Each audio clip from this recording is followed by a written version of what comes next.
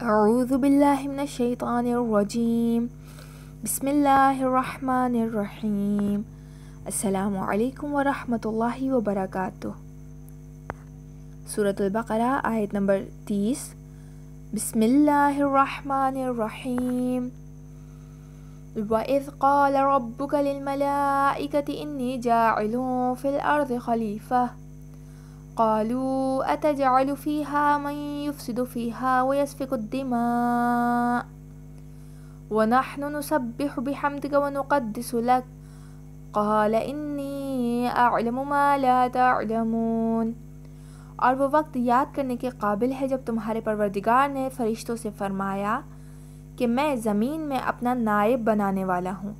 انہوں نے کہا کہ کیا تو اس میں سے ایسے شخص کو نائب بنانا چاہتا ہے جو خرابیاں کرے اور کشت و خوں کرتا پھرے، اور ہم تیری تعریف کے ساتھ تسبیح و تقدیس کرتے ہیں۔ خدا نے فرمایا میں وہ باتیں جانتا ہوں جو تم نہیں جانتے۔ مومنات گرامی، گزشتہ آیات میں ہم پڑھ چکے ہیں کہ خدا نے زمین کی تمام نعمتیں انسان کے لیے پیدا کی ہیں، اور اس آیت میں رسمی طور پر انسان کی رہبری اور خلافت کی تشریح کی ہے، اور اس کی اس روحانی حیثیت کو واضح کیا گیا ہے جس کی وجہ سے وہ ان تمام احسانات کے لائق تھا۔ امام جعفر صادق علیہ السلام سے منقول ہے کہ ایک شخص امام محمد باقر علیہ السلام کے پاس آیا اور کعبے کی ابتدا کے حوالے سے سوال کیا۔ آپ علیہ السلام نے فرمایا کہ جب اللہ تعالیٰ نے خلافت آدم کا اعلان کیا تھا تو ملائکہ نے یہ کہہ کر اعتراض کیا تھا کہ کیا تو اسے خلیفہ بنائے گا جو زمین میں فساد پیدا کرے اور ناحق خون بہائے گا۔ اللہ تعالیٰ کو فرشتوں کی یہ بات پسند نہ آئی اور اس نے ان سے اعراف کر لیا۔ ملائکہ نے محسوس کیا کہ خدا ان پر ناراض ہو چکا ہے، چنانچہ وہ عرش کے گرد جمع ہو گئے۔ پھر اللہ تعالیٰ نے ایک فرشتے کو حکم دیا کہ وہ چھٹے آسمان پر عرش کی عین سیدھ میں خدا کا ایک گھر بنائے۔ اس گھر کا نام زراح رکھا گیا۔ چنانچہ روزانہ 70,000 فرشتے اس گھر کا طواف کرتے ہیں اور استغفار کرتے ہیں، اور جو ایک مرتبہ طواف کر لیتے ہیں وہ دوبارہ نہیں آتے۔ پھر تخلیق آدم کے بعد زراح کی عین سیدھ میں اللہ نے کعبہ تعمیر کرایا۔ جب آدم علیہ السلام زمین پر اترے تو اسے اس گھر کی مرمت کا حکم دیا گیا۔ پھر اللہ تعالیٰ نے آدم اور اس کی اولاد کے لیے کعبے کو ہی مقام طواف قرار دیا، جس طرح اہل آسمان کے لیے زراح مقام طواف ہے، اسی طرح سے انسانوں کے لیے کعبہ مقام طواف ہے۔ یہ سن کر سائل نے کہا، فرزند رسول، آپ نے بالکل سچ فرمایا۔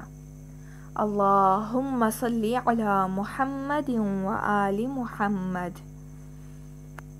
امام محمد باقر علیہ السلام کے صحابی زرارہ سے منقول ہے کہ زرارہ کہتے ہیں اس حوالے سے کہ جیسا کہ اس آیت کے ترجمے میں ہم نے دیکھا کہ ملائکہ کہہ رہے ہیں کہ رب کائنات تو اسے خلیفہ بنائے گا جو زمین میں فساد پیدا کرے اور خونریزی کرے۔ تو اس آیت کے ضمن میں زرارہ سے منقول ہے کہ زرارہ کہتے ہیں کہ مولا، حدیث شیعہ میں ہے کہ حضرت آدم علیہ السلام سے قبل کئی آدم گزر چکے ہیں، اور یہ حدیث ناقابل قبول ہے۔ امام علیہ السلام نے فرمایا، زرارہ، اگر یہ حدیث صحیح نہیں ہے تو ملائکہ کو کیسے معلوم ہو گیا تھا کہ انہوں نے خدا سے یہ کہنے کی جرات کی تھی کہ کیا تو اسے خلیفہ بنائے گا جو زمین میں فساد کرے گا اور خون ریزی کرے گا؟ تو اس سے معلوم یہ ہوتا ہے مومنات گرامی کہ موجودہ آدم سے پہلے کئی آدم یعنی کئی مخلوقات گزر چکے تھے اور ملائکہ ان کی خون ریزیاں دیکھ چکے تھے۔ امام علی علیہ السلام سے منقول ہے کہ اللہ تعالیٰ نے قوم جنات اور قوم ناس کی پیدائش کے 7,000 سال بعد ارادہ کیا کہ وہ ایک مخلوق کو اپنے دست قدرت سے پیدا کرے، اور اس نے تخلیق آدم کا ارادہ کیا۔ تو آدم علیہ السلام کی پیدائش سے پہلے اللہ نے آسمانی حجاب ہٹا دیا اور ملائکہ سے فرمایا کہ تم زمین پر رہنے والی میری مخلوق جن اور نسناس کو دیکھو۔ جب ملائکہ نے دیکھا تو وہ خدا کی نافرمانی اور خونریزی میں مصروف تھے۔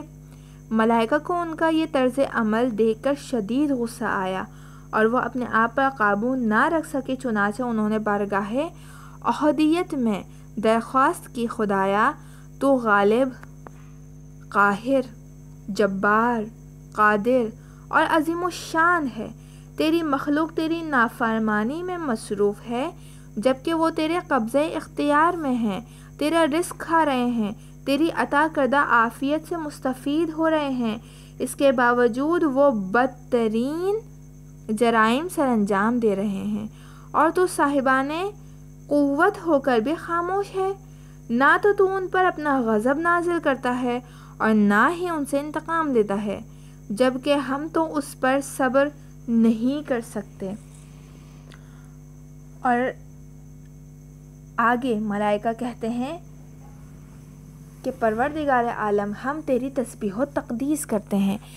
جب اللہ نے ملائکہ کی یہ گفتگو سنی تو کہا کہ میں زمین پر اپنا نائب بنانے والا ہوں جو اہل ارض پر میری طرف سے میری مخلوق پر حجت ہوگا۔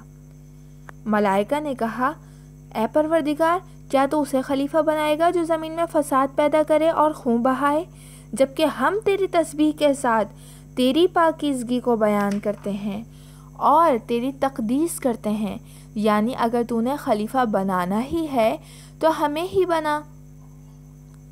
یعنی مومنات گرامی، ملائکہ یہ کہنا چاہ رہے ہیں کہ اگر اللہ نے خلیفہ بنانا ہی ہے تو ملائکہ کو بنائے، کیونکہ نہ تو ملائکہ فساد کرتے ہیں اور نہ ہی خون بہاتے ہیں۔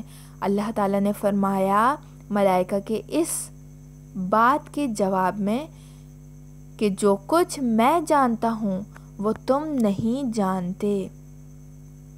یہ بات قابل توجہ ہے مومنات گرامی کہ فرشتوں نے اپنی صفات کے بارے میں 3 چیزوں کا سہارا لیا: تسبیح، حمد اور تقدیس۔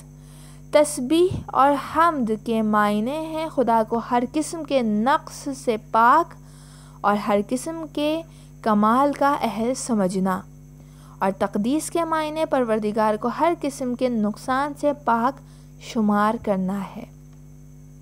مومنات گرامی، پروردگار عالم سے دعا کرتے ہیں کہ رب کائنات ہمیں ان لوگوں میں شامل نہ کرے کہ جو زمین میں فساد برپا کرتے ہیں، خونریزی پھیلاتے ہیں، بلکہ ان لوگوں میں شامل کرے کہ جو اللہ کی تسبیح کرتے ہیں، حمد کرتے ہیں اور تقدیس کرتے ہیں۔ اللہم صلی علی محمد و آل محمد وعجل فرجہم، والسلام علیکم ورحمۃ اللہ وبرکاتہ۔